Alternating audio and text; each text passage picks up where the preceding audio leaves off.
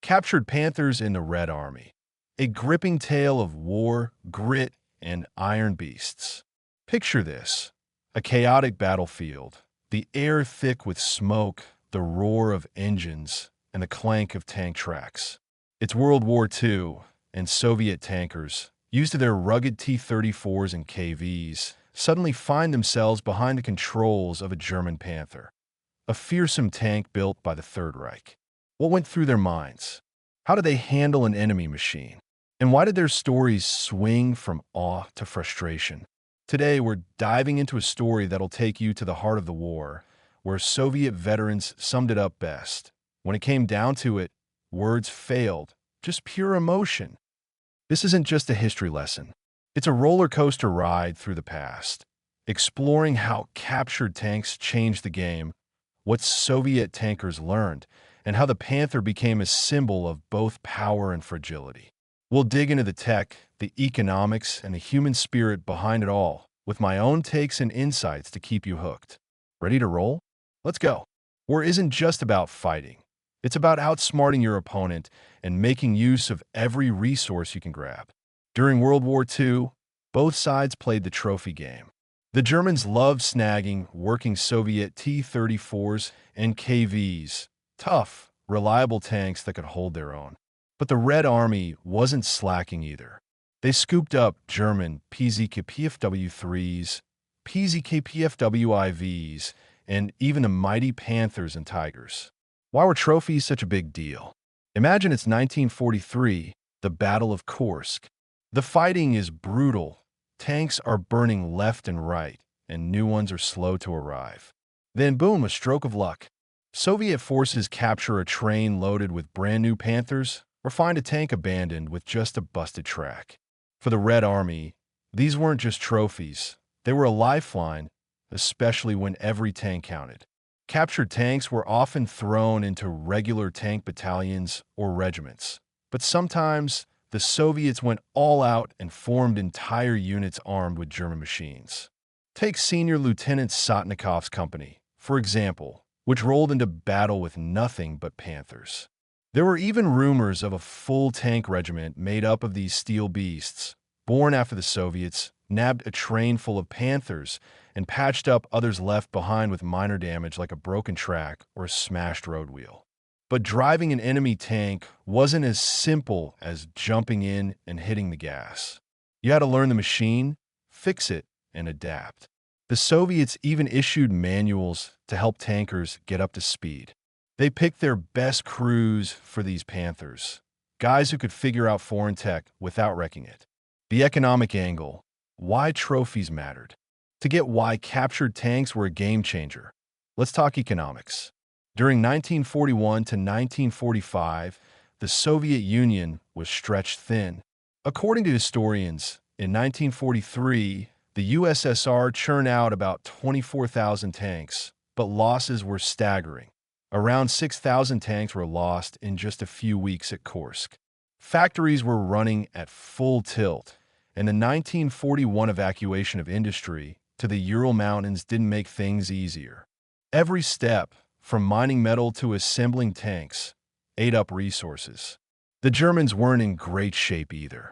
By 1943, they were running low on steel, rare metals like molybdenum and vanadium, and workers. Building a Panther wasn't cheap. Each one cost about 176,000 Reichsmarks, roughly $700,000 in today's dollars. Compare that to a T-34, which cost around 135,000 rubles, about $25,000 to $30,000.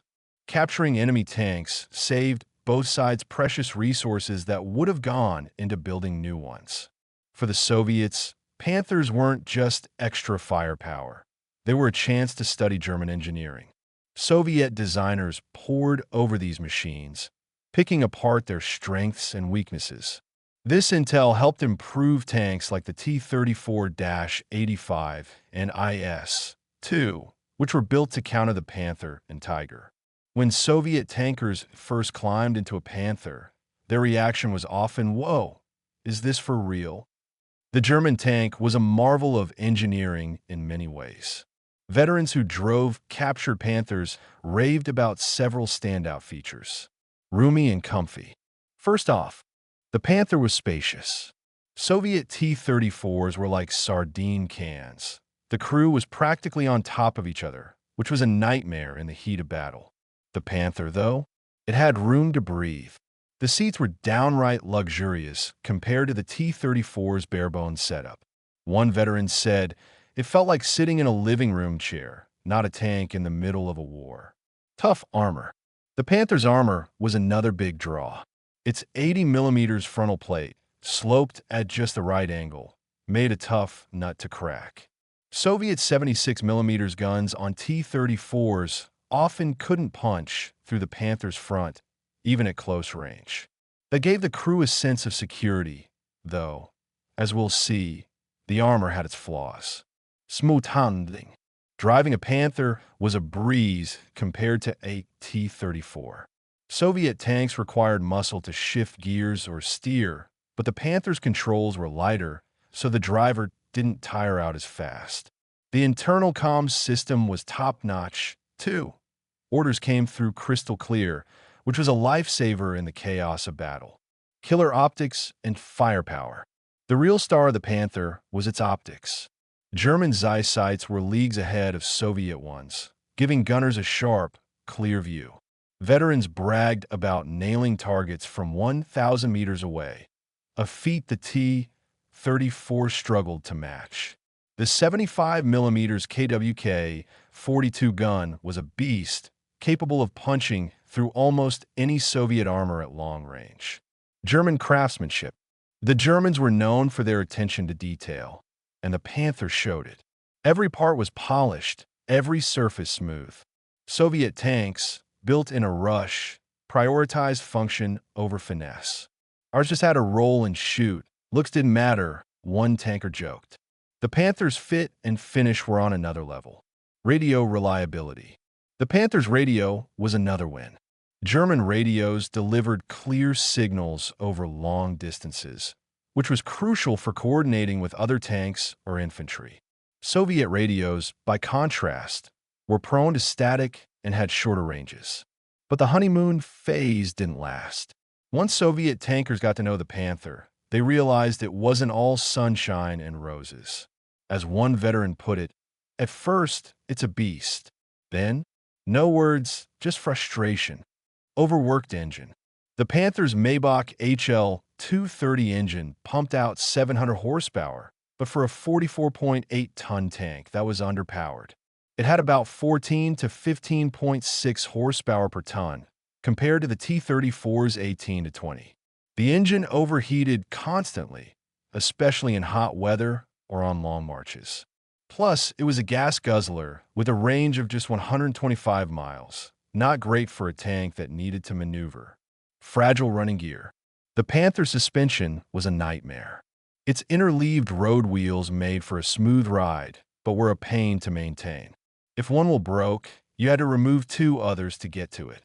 In winter, mud froze between the wheels, locking the tank in place. You'd curse the day you saw that tank, one tanker griped. Sluggish off-road. Off-road, the Panther was a slug. It maxed out at 15 miles per hour on rough terrain, sometimes less. In mud or on hills, it struggled where T-34s powered through. The engine just couldn't handle the tank's weight. Fire hazard. The Panther was a fire trap. Its fuel tank sat on both sides, and a hit could spark a deadly explosion. Crews tried to keep the tanks full to reduce the risk, but fuel burned fast, leaving them vulnerable. If a shell hit the engine, the tank was usually a write-off, though the crew often escaped. Brittle armor. The Panther's armor looked tough, but by 1944, Germany's steel quality was slipping due to resource shortages. Even if a shell didn't penetrate, it could cause spalling, chunks of metal breaking off inside, injuring or killing the crew. This was a big issue late in the war. Repair nightmares. Fixing a Panther in the field was a headache. It needed skilled mechanics and specialized parts, which were hard to come by. Soviet tankers often had to improvise, but even then, repairs were a slog. It's like dealing with a spoiled diva One veteran said. Freezing winters. Winter was brutal in a Panther. The engine was separated by a bulkhead, so its heat didn't reach the crew. Heaters weren't added until late 1944, so tankers drilled holes in the bulkhead to stay warm. On the Eastern Front's harsh winters, this was a serious problem. Let's get to the good stuff. Real stories from the front. Picture summer 1943 near Kursk. Soviet scouts spot a German train loaded with shiny new Panthers. In a lightning raid, they capture it. Days later, those tanks, repainted green with red stars, are charging into battle. One tanker, Ivan Petrov, recalled, "We couldn't believe our eyes. These machines were something else. But once we started driving them, we realized they were as much trouble as they were worth." Sotnikov's company became the stuff of legend. Their Panthers fought at Prokhorovka, shocking German tankers who saw their own tanks under Soviet colors. The Germans even tried radioing their tanks, not realizing they were now the enemies. This confusion gave the Soviets an edge. Another tale comes from 1944 in Belarus, where a regiment of captured Panthers spearheaded a breakthrough. They smashed German defenses, but often broke down after battles. One commander quipped, "If the Germans knew how much we struggled with their tanks, they'd have gifted them to us." Using captured Panthers wasn't just about extra firepower. It gave the Soviets a crash course in German tech. Engineers studied the tanks, learning how to improve their own. The Panther's optics inspired better sights for the T-34-85 and IS-2. Its suspension woes showed the importance of reliability, influencing post-war tanks like the T-55. The biggest takeaway? No matter how fancy the tech, it's the crew and strategy that win wars. The Panther was impressive, but without skilled tankers and solid logistics, it was just a heavy chunk of steel. Soviet crews proved they could make even a finicky tank work with grit and ingenuity. To understand why the Panther wasn't a game-changer for Germany, let's look at the economics and strategy. By 1943, Germany was stretched thin. They built about 19,000 tanks in 1943 to 1944, but it wasn't enough against the Soviets and Allies' output. The USSR produced 3 times as many tanks, and the US churned out thousands of Shermans. The Panther was expensive and complex.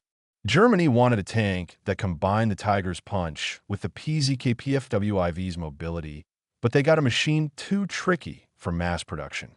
By 1944, resource shortages hurt quality, making Panthers even less reliable. Meanwhile, the T-34's simplicity and repairability kept the Soviets rolling. The tale of the captured Panthers is about more than tanks. It's about resilience and adaptability. Soviet tankers didn't just fight. They learned, improvised, and overcame. Their story shows that even in the darkest times, human ingenuity can turn the tide. Today's tanks, like the M1 Abrams or T-90, owe a debt to World War II lessons. Reliability and ease of maintenance are still king. And above all, this story reminds us that wars are won by people, not just machines. When it came down to it, words failed, just pure emotion. Those words from Soviet veterans still hit hard. The captured Panthers are a chapter in the epic story of World War II, showing how even enemy weapons could serve the cause of victory when wielded by brave, clever hands. This is a tale of grit, ingenuity, and the unbreakable human spirit. Let's honor the memory of those who fought by keeping their stories alive. Hey, if you love this deep dive, hit subscribe for more epic war stories. Drop a comment. What do you think of the Panther, and what other tanks or battles do you want to hear about? Your feedback keeps the history alive.